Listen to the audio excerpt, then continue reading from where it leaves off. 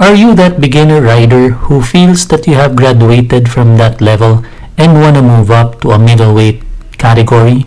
Are you in the middleweight category but want to have the bike with the highest torque and power? Or are you that rider who has a little bike and wants to have a more relaxing ride and use it for urban riding? I introduce to you the Triumph Tiger Sport 660. Soundstripe.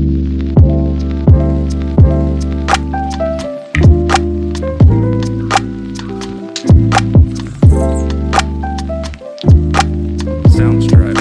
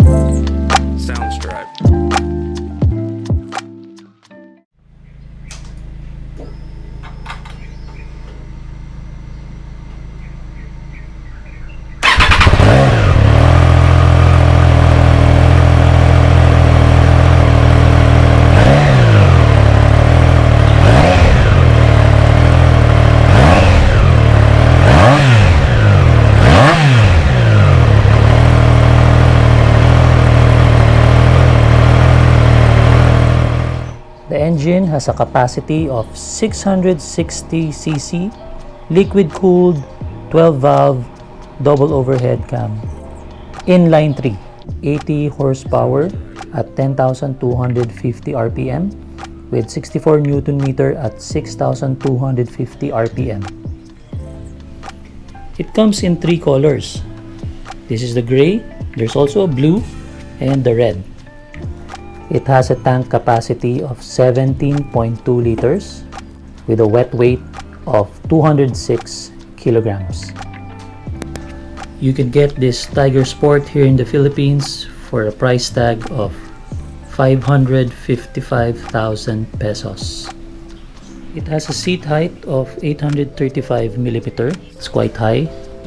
Now looking at the front part, you have here a Michelin tire with the size of 120/70 with an upside down suspension Showa and 2 Nissan calipers, dual disc brake, ABS. Now let's check the back part.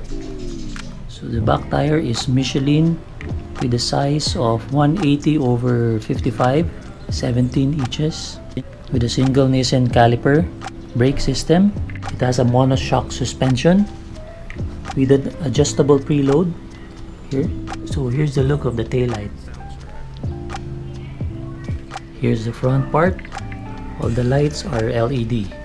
I already put a gold runway auxiliary lights, and it also comes with an auto cancelling turning lights. On the left side you would see here the buttons for the TFT, and there's the horn, turning signals switch, the ride mode option, clutch lever.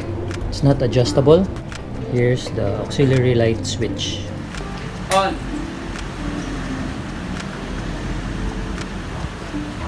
On.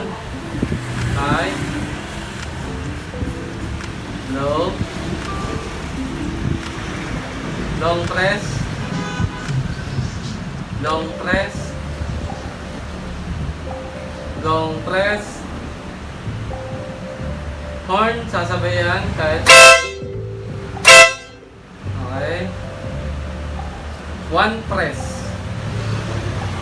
Steady. High. Horn. Low. Horn. On the right part, you would see there that the brake lever is adjustable. Here's the kill switch. There's a hazard. The hazard is over here. Let's now look at the TFT display. There's a tachometer, fuel gauge, speedometer, gear indicator, time, and the date. Now this has two riding modes. There's the road mode, or you can change it to a raid mode. The windscreen is adjustable. So even if you're riding, you can adjust the windscreen.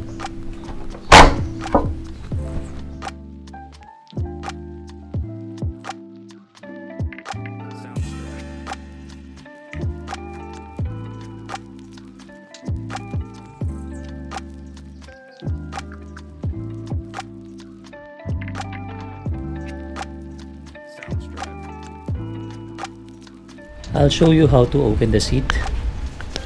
Now when you want to open the seat, the lock is located here.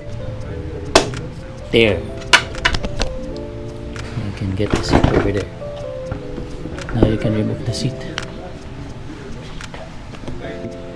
There's a very limited space under the seat. So probably you can just put your registration, the papers here on top. In terms of the compartment, no more space over here. Sounds right.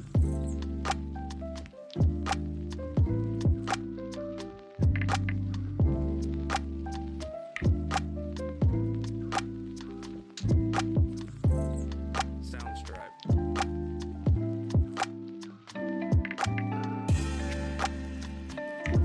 Wow, what a view! So right now, I've ridden this bike for 200 kilometers and I'd like to share my review on this Triumph Tiger Sport 660. I love the seat. It's very comfortable and I was very surprised with the suspension. The suspension was very good. My comment is based on my comparison between this bike and a liter bike.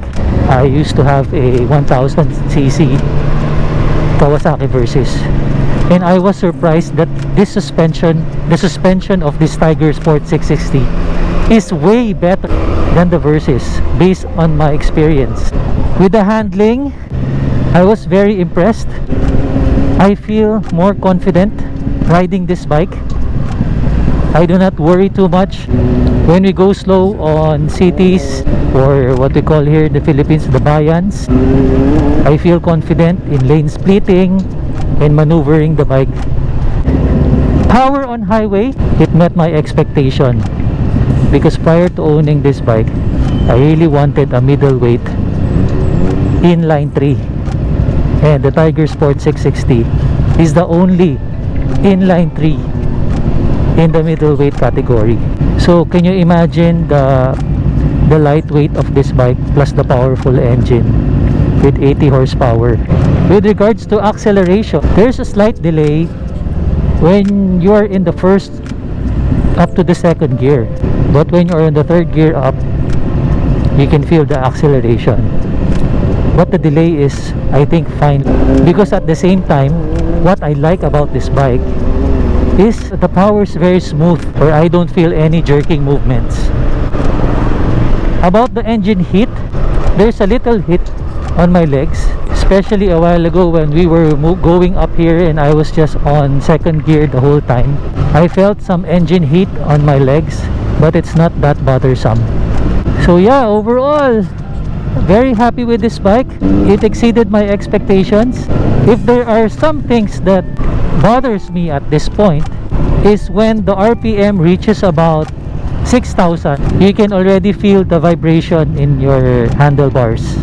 So that's my first impression of riding this Tiger Sport 660 for 200 kilometers. Wow! Alright, so this is where I will end my vlog. Thank you so much for watching. Until our next ride. Peace out. Bye.